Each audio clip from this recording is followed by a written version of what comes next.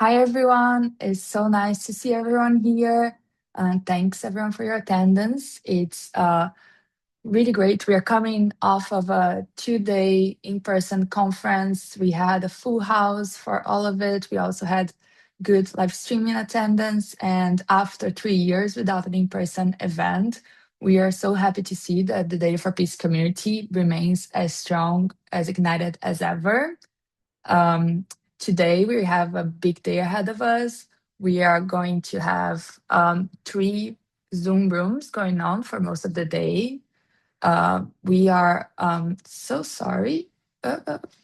Yeah, so for those that don't know me, I'm Luisa Portugal. I'm a program officer at NYU Center International Cooperation, and I'm one of the co-organizers of this conference together with Branka, who is also here with me and will speak soon, Angelica, who is in the backstage doing a lot of work, Symphony, and so many other people that have put in a lot of work to make sure this all comes together. Like I said, we'll have a packed day today with concurrent talks happening across 3 rooms. You have received the links for all 3 rooms in your emails, but we are also going to post here in chat. We are also putting the agenda for the conference. Make sure that you're checking the agenda throughout the day to know which room you should be at, depending on which session you want to attend. And we really encourage you to explore and to jump from room to room. There is no expectation that you're going to be live for a full day following one room. Just look at the agenda to see where you want to be, and you can go from room to room throughout the day. I also know that there are many, many great sessions happening at once.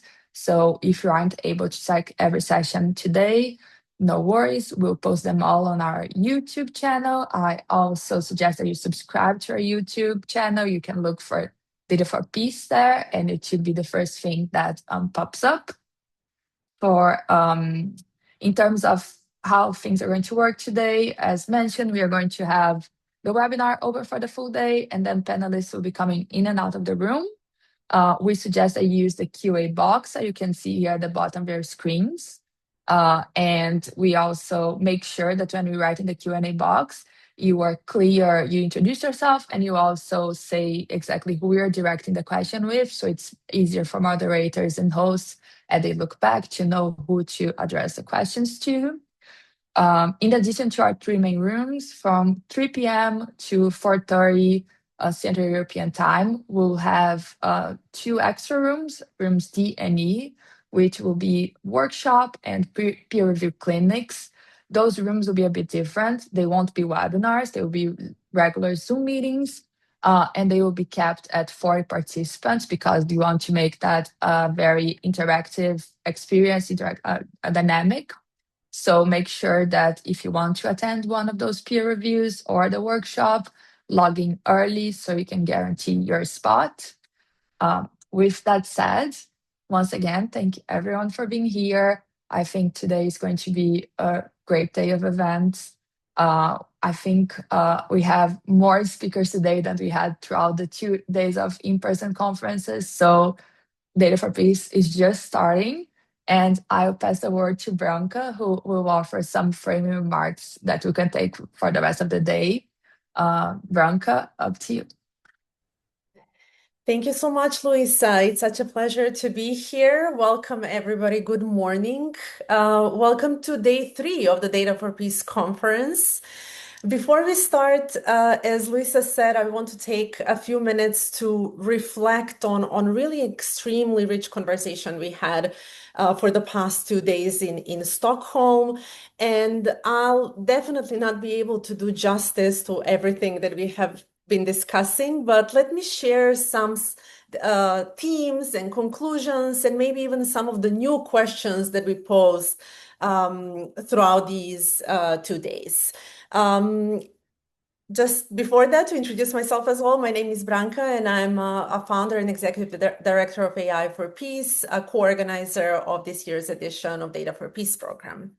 Now, predominant theme and conclusion as well of our discussions was that the world is without doubt less peaceful than it was before.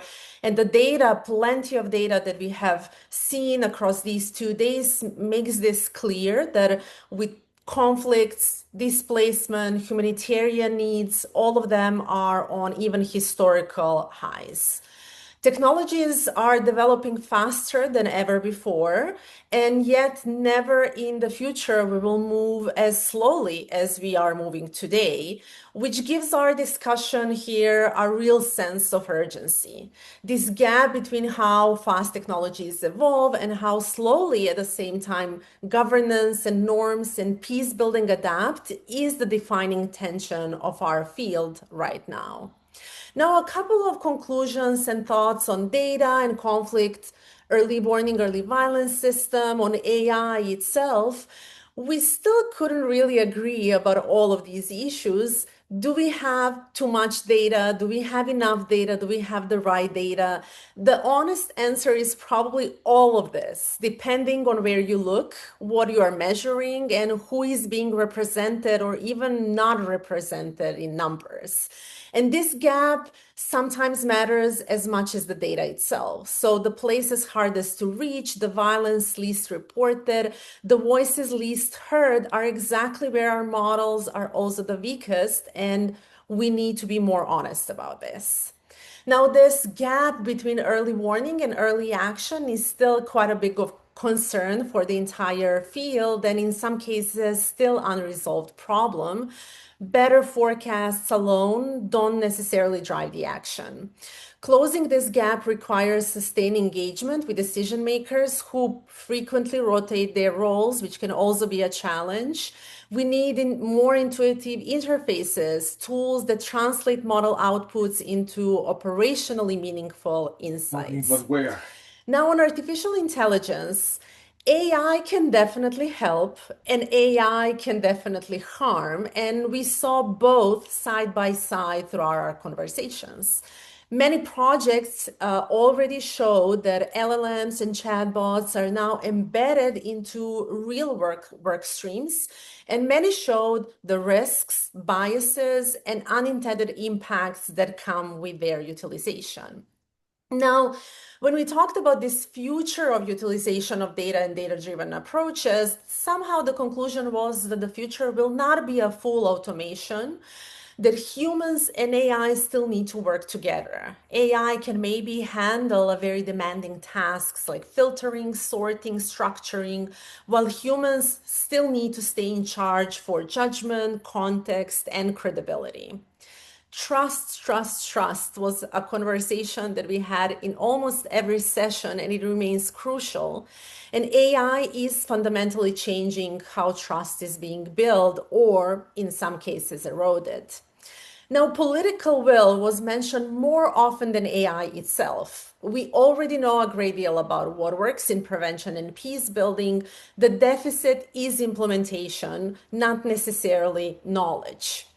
Now, political will is definitely also being transformed, which makes this specific moment important for our work because in many countries, by escalating wars, more violence, and more violence are actually driving more defense investments and with that less peace building commitments.